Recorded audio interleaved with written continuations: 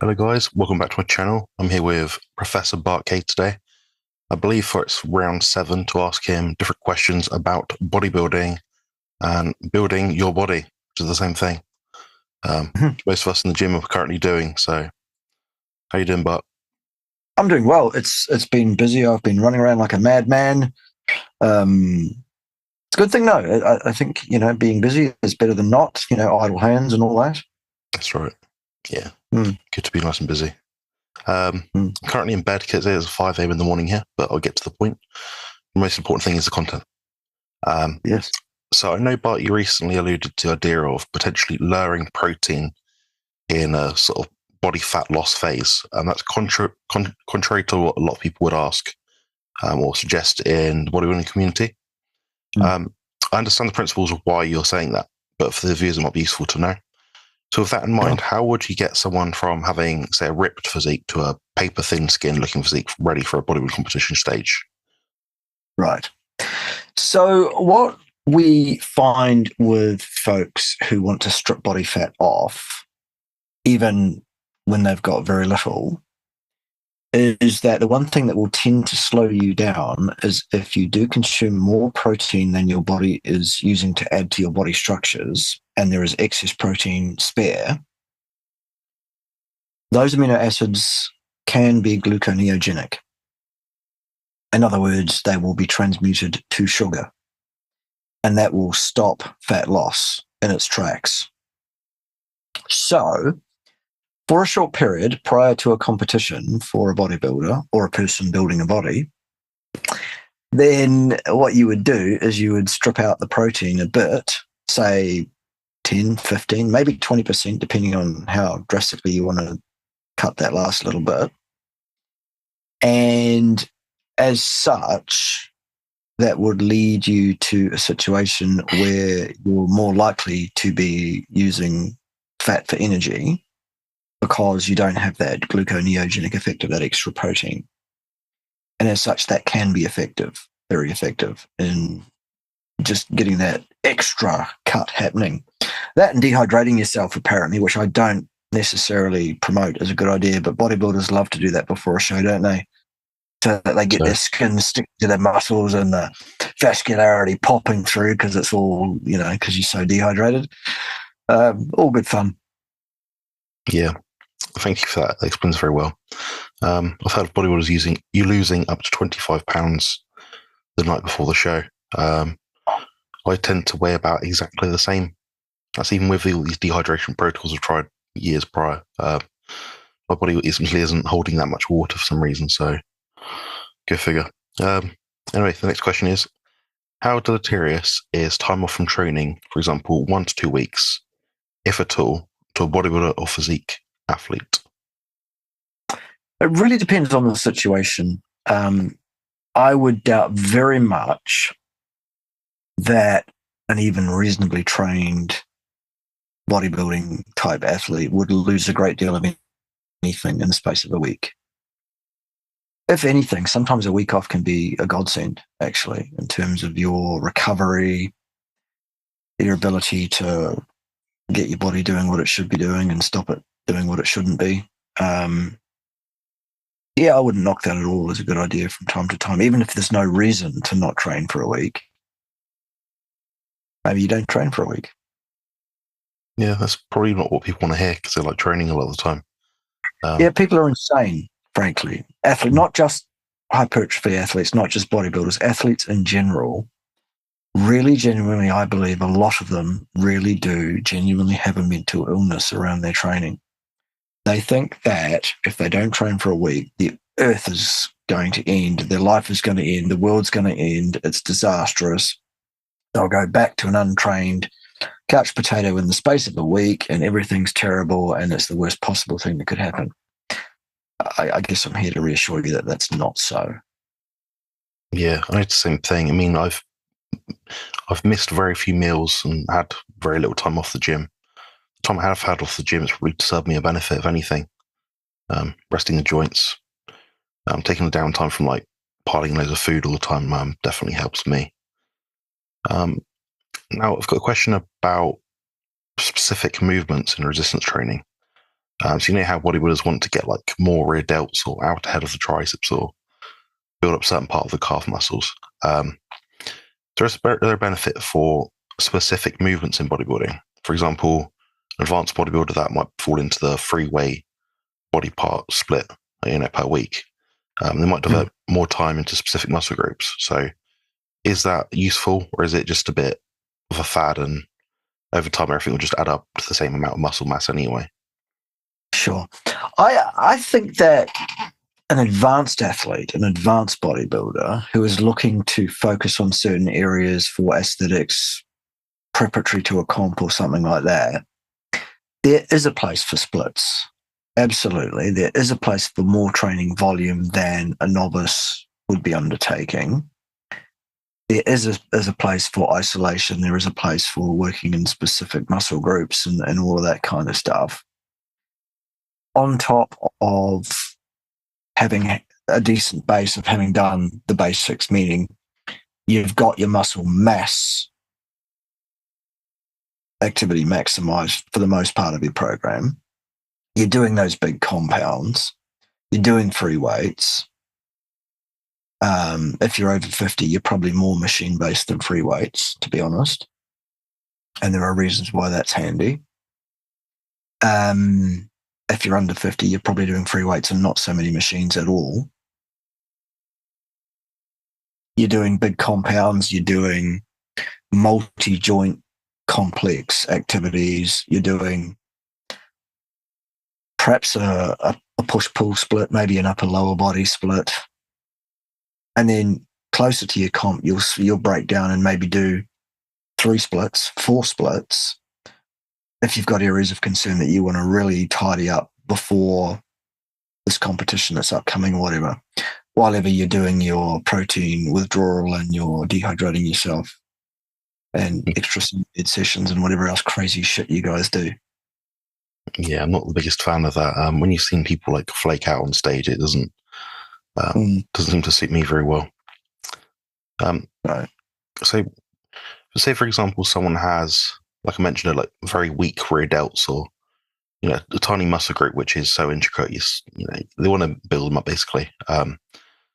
Is there some kind of training specificity they need to follow? Is there something they need to look at? Is it exercise execution? Is it they need to just train it more? What do you suggest to that sort of person? Yeah, there are specific exercises that will isolate a given muscle or muscle group more than another one in order to work on a specific part of a specific muscle group or a specific head of a specific muscle or something like that. That would come down to your knowledge of bodybuilding and bodybuilding exercises as to which exercises to choose for what muscle groups, etc. Generally, you'll find that most of those kind of things are single joint motion type isolation, fixed plane, almost free weights, but maybe on a bench of some kind sort of things. Not all of them. It really depends on which muscle group we're talking about. Okay. It's helpful to know. I have a question about the extremes on the carnivore diet. So I know people that have eaten very little on the carnivore diet, so like 50 grams of protein, 50 grams of fat, or like macronutrient value. Now, is there anyone that you've met that's eaten like insane amounts of macronutrients? So, like 500 protein, 500 fat, or anything out the window kind of thing? Yeah, I had a client yesterday that I was talking to, and he was talking about one or two issues he was having, and I sort of said, well, let's have a look at your macros and see what's going on. And he was consuming probably twice the protein he ought to be. And this is not a building athlete or anything like that. This is just a bloke off the street who is recreationally active and, is reasonably fit, etc. And saying, oh, yes, I'm eating all this protein. And I'm like, well, whoa, hang on a minute, Charlie Brown. So that, it does happen even in non-athletes. Athletes in general tend to want to eat more protein than they really need. And it's a very common thing. And it's almost as difficult to get an athlete to eat less protein than it is to get an athlete to do less volume, both of which are very important for athletes. You should do less volume and more intensity. at all times. No matter how little volume you're doing, if you can do less volume and more intensity than you're already doing, so much the better. It's not the other way around. More volume is better. No, wrong. Protein obviously also has a set ideal amount, and it's 1.75 grams per kilogram of lean body mass, plus or minus about 5%. Yeah, I'm starting to notice that the same thing myself, actually. With other people, it's often they're eating very high protein because they're eating very low fat. I think we've said before, like you kind of want to eat, for athletes, we like equal out the protein and fat grams. There's like a good baseline to start with, then see where it works out from there. So, for example, someone like maybe like Eddie Hall, so someone who's 6'3", 100 and I'm going to guess like 150 kilos, a lot of output expenditure sort of thing. Is his fat going to go up in response to his output alone, or is it protein and fat? Does that question make sense? Yeah, I mean, for me, the protein requirements of a human being depend on the lean muscle mass, the lean body mass of that individual. So obviously Eddie Hall is going to need more protein than I am. Because if Eddie Hall is 150 kilos, and I wouldn't doubt that he probably is, okay, then Eddie Hall weighs more than twice what I do. Okay, I'm 63, 64 kilos. Dripping wet. However, if I say 1.5 grams of protein per kilogram of lean mass, which is pretty much per kilogram of mass because I've got no extra fat to speak of, then I have a number and it's X grams of protein. The same rule can be applied to Eddie Hall, 1.57 grams per lean body mass that he has. So he's going to be eating more than twice the protein that I am. But relative to his mass, it's the exact same number. And then any difference in energy requirement, because he's much more active than I am, I'm quite sure of that too, he would be eating more fat relative to his protein than I would be. But we'd both be eating up to satiety for our energy requirements in the form of fat once we've got our protein squared away at 1.75 grams per kilogram of lean mass. Yeah, I was thinking the same. It's going to be challenging for someone to eat that much fat because of the satiety factor. Now being a 150 plus kilo powerlifter, is contraindicated to human health anyway. So your body's going to have such strong signals not to be that body weight. I mean, have you ever met an example of someone where they're eating, like say 200 protein, then like 600-700 fat? Or does it just not happen? Somebody might struggle to get that much fat in. That they really might. But if you are genuinely using that amount of mass of food to fuel your activities during a day, then your satiety signaling will allow you to eat it. Of course, you'll need to be adapted to that. You'll need to be used to eating that much fat. Your microbiome will have to be ready to expect that. You can't just suddenly change your diet from anything to anything else and expect to get away with that. That's not going to work. This is a process to get to where you need to be with your nutrition. But I think that once you've been on a species appropriate and species specific diet for, let's say, 6 months, relatively well, you've applied the rules relatively well to that, then you can start to really trust your satiety signaling and your hunger signaling because it will be really accurate. And you're not going to eat so much fat that you're going to be sick. You're going to struggle to eat more fat than you need because your body's going to give you a really clear signal. That is enough now. Stop. I know that a couple of times that I've done some priming for a couple of weeks, I have had to really, really force myself to put in, that much massive food. It's been a real battle. Yeah, I can see that. It's very challenging when you're not used to eating like bricks of butter with your meal sort of thing. Yeah, I got exactly. up to 1.5 bricks of butter a day for about a month. And after that month, I was like, the next few weeks, I couldn't eat much fat at all. My body was like, no, don't stop eating this. Your body self-regulates by the sounds of it. Yeah. Um, I have a question, which will be my last one, about the topic of epigenetics. Mhm. So there's lots of people, perhaps my area of the world, like the Scandinavia sort of area. I know they consume a lot of sodium in their diet. So I mean, like talking like tens of grams sometimes.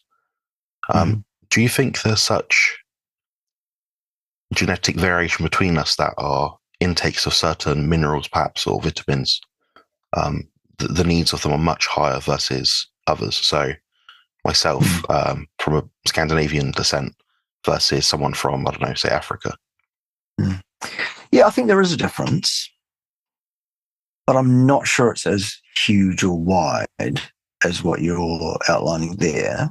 I think that, when you look at the genetic code of a human being, we're all 99.9 something percent the same. There are very little differences between us in terms of what's in that code. So while there are variations, I don't think they're huge. I think it's situational. I think it's training status based. Genes react to the environment you place them in, and a person needs more or less, for example, sodium, depending on all of those kind of things.